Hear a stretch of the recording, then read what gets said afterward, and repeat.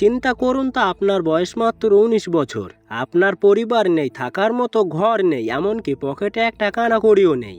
এই অবস্থায় সামান্য একটা অপরাধের জন্য আপনাকে এনে ফেলে দেওয়া হলো দেশের সবচেয়ে নির্মম এক জেলে। প্রথম দিনেই আপনাকে পিটিয়ে জামা কাপড় ও জুতো কেড়ে নেওয়া হলো।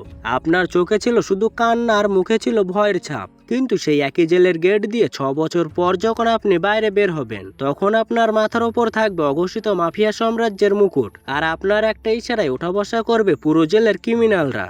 এটি কোনো কাল্পনিক জাদুকরী গল্প নয়, এটি জিরো থেকে গডফাদার হয়ে ওঠার এমন এক রক্তাক্ত বাস্তব কাহিনী যা দেখলে আপনার গায়ের পশম দাঁড়িয়ে যাবে। পুরো গল্পটি মনোযোগ দিয়ে শুনুন, কারণ প্রতিটি মিনিটই রয়েছে মাস্টারমাইন্ড বুদ্ধির চাল। গল্পের মূল নায়ক মালিক এলজেবেনা, ১৯ বছরের এক অনাথ আরবি তরুণ। সামান্য এক পুলিশ পেটানোর মামলায় তাকে ৬ বছরের সশ্রম কারাদণ্ড দিয়ে পাঠালো ফরাসি এক হাই সিকিউরিটি কেন্দ্রীয় কারাগারে। জেলে প্রবেশ করতে গার্ডরা তাকে নগ্ন করে তল্লাশি চালায়, তার পকেটে থাকা সামান্য টাকা কেড়ে নেয়। তার সম্বল বলতে ছিল শুধু পায়ে থাকা একজোড়া নতুন জুতো। জেলের ভেতরে পা রেখে মালিক বুঝতে পারে এটা কোনো সাধারণ জেল নয়, এটা একটা আস্ত জঙ্গল যেখানে ক্ষমতার লড়াই চলে দুটি বড় দলের মধ্যে। প্রথম দল কোরসিকান দল, এরা স্থানীয় শ্বেতাঙ্গ অপরাধী, সংখ্যায় কম হলেও এদের প্রভাবে জেলের বড় বড় অফিসার গার্ডরা এমনকি জেল প্রধান পর্যন্ত উঠবস করে।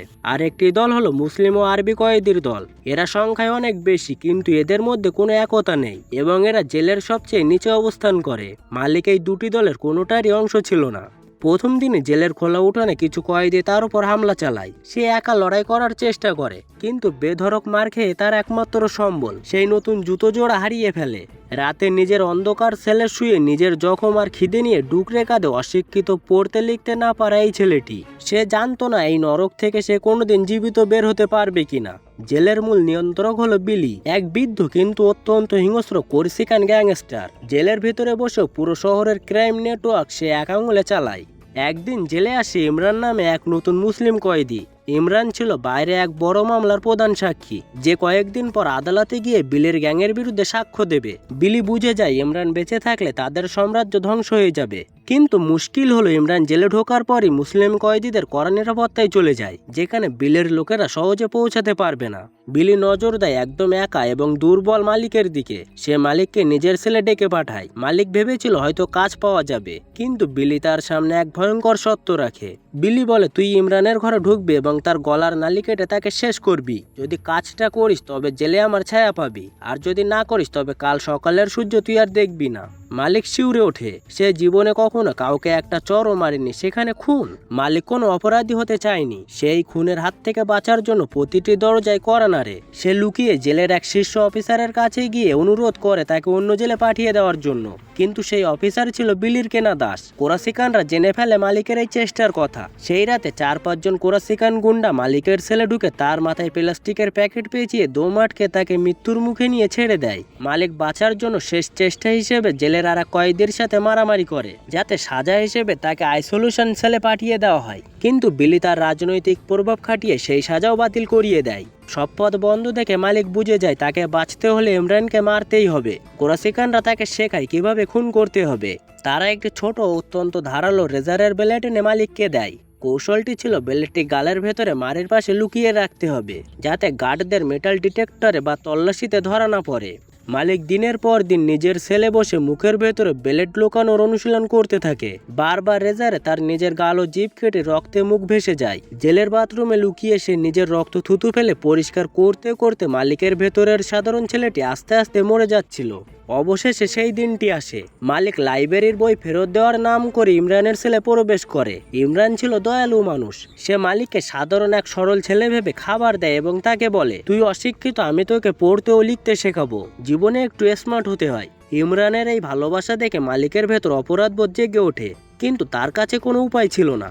ইমরান যখন অন্যদিকে ঘুরে মালিক মুখ থেকে রক্তমাখা ব্লেডটি বের করে ইমরানের শ্বাসনালীতে সজোরে আঘাত করে। ইমরান প্রাণপণ চেষ্টা করে বাঁচতে। ধস্তাধস্তিতে মালিকের নিজের হাত ও শরীর কেটে যায়। পুরো রুম রক্তে ভেসে যায় এবং কিছুক্ষণ পরে ইমরান মেঝেতে গড়িয়ে পড়ে শেষ নিঃশ্বাস ত্যাগ করে। মালিক অত্যন্ত বুদ্ধির সাথে ব্লেডটি মৃত ইমরানের হাতের তালুতে গুঁজে দেয়, যাতে মনে হয় আত্মহত্যা বা নিজেদের ভেতরের ঝামেলা। তারপর বাথরুমে গিয়ে নিজের রক্ত ভেজা জামা কাপড় ধুয়ে ফেলে। এই একটি খুন মালিকের ভেতরে থাকা সরল মানুষটিকে চিরতরে মেরে ফেলে। খুন সফল হওয়ার পর বিলি তাকে তার গ্যাংয়ের ছায়াতলে নেয়। মালিককে ব্যবহারের জন্য প্রতিদিন ভালো সিগারেটের প্যাকেট দেওয়া হয়, কিন্তু কোরাসিকান গ্যাংস্টাররা তাকে কখনোই নিজেদের সমান মনে করতো না। তারা তাকে দিয়ে নিজেদের ঘর পরিষ্কার করাতো, চা বানাতো, আর তাকে বলতো আরব চাকর বা বেবুল। অন্যদিকে জেলের মুসলিম কয়েদিরা ভেবে নেয় মালিক হলো কোরাসিকানদের পাঁচাটা গদ্দার। দুই দলের মাঝখানে পরে মালিক সম্পূর্ণ একাকী হয়ে যায়, কিন্তু আসল রূপান্তর ঘটে রাতে। ছেলে একা থাকলেই মালিক চোখের সামনে মৃত ইমরানের আত্মাকে দেখতে পেত। তবে এটি কোনো ভূতের ভয় ছিল না, ইমরানের আত্মা যেন তার ভেতরে বিবেক ও পথ প্রদর্শক হয়ে দাঁড়ায়। মালিক সিদ্ধান্ত নেয় সে এভাবে সারা জীবন কারো চাকর হয়ে থাকবে না। সে জেলের এডুকেশন ক্লাসে ভর্তি হয়। সেখানে তার দেখা হয় রিয়ান নামে এক মুসলিম যুবকের সাথে। রিয়ান ছিল শিক্ষিত, সংবেদনশীল এবং ড্রাগ ব্যবসার সাথে জড়িত এক কয়েদি। রিয়ান মালিককে পরম স্নেহে বর্ণমালা শেখায়, বই পড়া শেখায়। মালিক ধীরে ধীরে পড়তে ও লিখতে শেখে। মালিক জেলের ভেতরে সবচেয়ে চতুর চালটি খেলে। সে গোপনে কোরাসিকানদের নিজস্ব উপভাষা শিখতে শুরু করে। কোরাসিকানরা ভাবতো এই অশিক্ষিত আরব ছেলেটি তাদের ভাষা এক বর্ণও বোঝে না। তাই তারা মালিককে ঘরের এক কোণে দাঁড় করিয়ে রেখে নিজেদের মাফিয়া মিটিং, মাদকের চোরাচালান এবং জেলের বাইরের সমস্ত অপরাধমূলক গোপন ছক নির্দ্বিধায় আলোচনা করত। মালিক চুপচাপ কোনো প্রতিক্রিয়া না দেখিয়ে কাঠের মূর্তির মতো দাঁড়িয়ে থাকতো, আর মাথার ভেতরে তাদের প্রতিটি প্ল্যান, গোপন কোডওয়ার্ড নোট করে রাখতো। সে বুঝে গিয়েছিল এই হিংস্র দুনিয়ায় অস্ত্রের চেয়েও বড় শক্তি হলো তথ্য। এদিকে বাইরে ফরাসি বিচার ব্যবস্থা একটি নতুন নীতি গ্রহণ করে। তারা জেলের বেশিরভাগ পুরনো কোরাসিকান কয়েদিকে তাদের নিজস্ব অঞ্চলের জেলে বদলি করে দেয়। একে একে বিলির বিশ্বস্ত সব ডানহাত ও অভিজ্ঞ ক্যাডাররা অন্য জেলে চলে যায়। বিলি হঠাৎ করে একদম একা ও দুর্বল হয়ে পড়ে। নিজের কাজকর্ম, মাফিয়া রাজত্ব টিকিয়ে রাখার জন্য বিলি এখন সম্পূর্ণভাবে নির্ভর করতে বাধ্য হয় সেই বোকা মালিকের উপর। মালিক জেলে কয়েক বছর ভালো আচরণ করার কারণে প্রতি মাসে কয়েক ঘন্টার জন্য জেলের বাইরে যাওয়ার অনুমতি পায়। বিলি তাকে এই সুযোগে বাইরে পাঠাতো নিজের অপরাধ সাম্রাজ্য দেখাশোনা করার জন্য, কিন্তু মালিক সেই সুযোগে দ্বিমুখী খেলা শুরু করে। বিলির কাজ শেষ করার পর বাকি সময়টাতে সে বাইরে থাকা তার বন্ধু রেয়ান, যে অসুস্থতার জন্য আগেই মুক্তি পেয়েছিল, এবং স্যাম নামে এক মাদক ব্যবসায়ীর সাথে হাত মিলিয়ে নিজের আলাদা মাদকের নেটওয়ার্ক গড়ে তোলে। সে প্রতিবার জেলের বাইরে যায় আর পকেটে করে প্রচুর টাকা ও নিজের ব্যবসার কন্ট্রোল নিয়ে জেলে ফেরে। সে বিলির গ্যাংস্টারদের চোখের সামনে দিয়ে নিজের গোপন সাম্রাজ্য বিস্তার করতে থাকে। কিন্তু একদিন বিলির কানে খবর পৌঁছায় যে মালিক তার অজান্তে বাইরে আলাদা ব্যবসা খুলছে। বিলির আগে উন্মাদ হয়ে যায়। সে মালিককে ডেকে এনে একটি লোহার চামচ আগুনে লাল করে গরম করে সরাসরি মালিকের চোখের ওপরে চাপ দিয়ে ধরে। মালিকের চোখের চামড়া পুড়ে যায় এবং সে সাময়িকভাবে অন্ধের মতো হয়ে পড়ে। কিন্তু মালিক এক ফোঁটা চোখের জলও ফেলে না, কিংবা বিলির বিরুদ্ধে কোনো ক্ষোভ প্রকাশ করে না। সে অত্যন্ত ঠান্ডা মাথায় এই অপমান ও যন্ত্রণা গিলে ফেলে, কারণ সে জানে প্রতিশোধের সঠিক সময় এখনো আসেনি। বিলের গ্যাংয়ের সাথে মাসিয়ার শক্তিশালী ইতালিয়ান মাফিয়া ল্যাট্রিচের ঝামেলা চলছিল।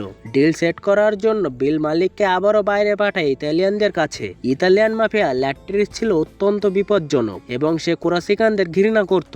মালিক যখন মিটিংয়ে পৌঁছায়, ল্যাট্রিচ তার মাথায় পিস্তল ঠেকায় এবং তাকে মেরে ফেলার ধমক দেয়, কারণ মালিক ছিল সেই ছেলে যে কোরাসিকানদের কথা শুনে ইমরানকে খুন করেছিল। ঠিক সেই মুহূর্তে মালিকের মনে পড়ে আগের রাতে দেখা এক অদ্ভুত স্বপ্নের কথা। স্বপ্নে সে দেখেছিল একপাল হরিণ পাহাড়ি রাস্তায় দৌড়াচ্ছে। মালিক হঠাৎ মাফিয়াদের ড্রাইভারকে বলে গাড়ির স্পিড কমাও, একটু পর একটা হরিণ এসে গাড়িতে ধাক্কা মারবে। মাফিয়ারা তাকে পাগল ভেবে হেসে ওঠে, কিন্তু ঠিক 5 সেকেন্ডের মাথায় একটি হরিণ এসে তাদের গাড়িতে সজোরে ধাক্কা মারে। পুরো গাড়ি ছিটকে পড়ে। এই অলৌকিক দৃশ্য দেখে ইতালিয়ান মাফিয়া সর্দার ল্যাট্রিচে স্তব্ধ হয়ে যায়। সে বিশ্বাস করে ফেলে যে মালিকের ওপর ওপরওয়ালার বিশেষ কোনো দৈব ক্ষমতা বা অদৃশ্য হাত রয়েছে। ল্যাট্রিচ ঘোষণা করে সে আর বুড়ো বিলির সাথে কোনো কাজ করবে না। জেলে এই খবর ছড়িয়ে পড়লে মুসলিম কয়েদিরা মালিককে আর গদ্দার ভাবে না, বরং তাদের অলৌকিক ক্ষমতা সম্পন্ন নেতা মানতে শুরু করে। বিলির ক্ষমতার শেষ সুতোটিও ছিঁড়ে যাচ্ছিল। সে মালিককে ডেকে নির্দেশ দেয় জেলের বাইরে থাকা কোরাসিকান গ্যাংয়ের সেকেন্ড ইন কমান্ড জ্যাকিকে হত্যা করতে। বিলির ধারণা ছিল জ্যাকি তার সাথে গদ্দারি করছে। বিলি ভেবেছিল এই অপারেশনে হয়তো জ্যাকি মরবে, না হয় মালিক পুলিশের হাতে ধরা পড়বে, যার ফলে বিলির দুটি কাটাই একসাথে দূর হবে। কিন্তু মালিক এখন দাবার বোর্ড নিজে পরিচালনা করে। সে এবং রিহান মিলে বাইরের রাস্তায় জ্যাকির গাড়ি অ্যাটাক করে, তার বডিগার্ডদের নিশানা বানায়, কিন্তু জ্যাকিকে সে এক ফোঁটাও আঘাত করে না। মালিক জ্যাকিকে ধরে এক নির্জন স্থানে নিয়ে যায় এবং পিস্তল কপালে ঠেকিয়ে বলে, তোমাকে মারতে আমি আসিনি জ্যাকি, তোমাকে মারার সুপারি দিয়েছে তোমার নিজের বস ওই বুড়ো বিলি। সে তোমাকে ডাস্টবিন মনে করে। মালিক জ্যাকিকে অক্ষত অবস্থায় ছেড়ে দেয়। যেমনটা মালিক হিসেব করেছিল ঠিক সেটাই ঘটে।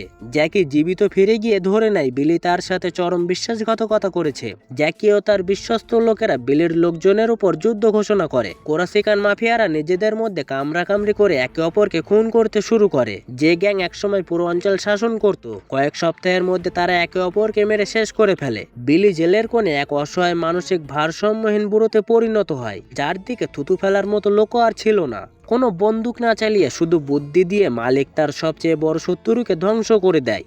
ইনফেকশন ও ক্যান্সারে আক্রান্ত হয়ে বন্ধু রিয়ানের শারীরিক অবস্থা খুব খারাপ হয়ে যায়। হাসপাতালের শেষ শয্যায় রিয়ান মালিককে বলে, আমার শেষ সময় এসে গেছে ভাই। আমার পর আমার স্ত্রী জামিলা আর ছোট বাচ্চার দেখাশোনা করার মতো কেউ নেই।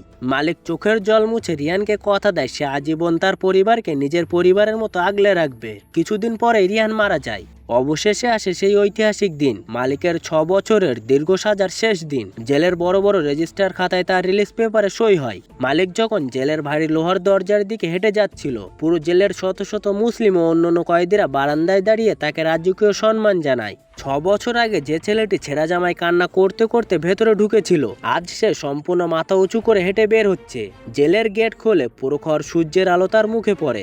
গেটের বাইরে তার জন্য অপেক্ষা করছিল রিহানের স্ত্রী জামিলা এবং তার ছোট সন্তান। মালিক হাসি মুখে বাচ্চাটিকে কোলে তুলে নেয় এবং জামিলার সাথে হাঁটতে শুরু করে। কিন্তু তারা কয়েক কদম এগোতেই জেলের বাইরের রাস্তার দুধারে একটির পর একটি কালো রঙের বিএমডব্লিউ মার্সিডিজ গাড়ি এসে লাইন দিয়ে দাঁড়ায়। প্রতিটি গাড়ি থেকে নেমে আসে শহরের বড় বড় ড্রাগলর্ড মাফিয়া এবং গ্যাংস্টাররা। তারা সবাই মালিককে সম্মান জানাতে এসে দাঁড়িয়েছে। মালিক গাড়িতে গিয়ে বসে। সে আর কোনো সাধারণ কয়েদি নয়, সে এখন এই পুরো আন্ডারওয়ার্ল্ডের একছত্র সম্রাট, নতুন প্রফেট। বন্ধুরা, ফ্রান্সের বিখ্যাত ক্রাইম ড্রামা ফিল্মে প্রফেটের গল্পটি এখানেই শেষ হলো। এই গল্পটি আমাদের শেখায় যে জীবন আপনাকে যত অন্ধকার জায়গাতেই ছুঁড়ে ফেলুক না কেন, আপনি যদি ধৈর্য ধরে প্রতিপক্ষকে পর্যবেক্ষণ করতে পারেন এবং সঠিক সময়ে নিজের মেধা ব্যবহার করেন, তবে পৃথিবীর কোনো শক্তি আপনাকে দাবিয়ে রাখতে পারবে না।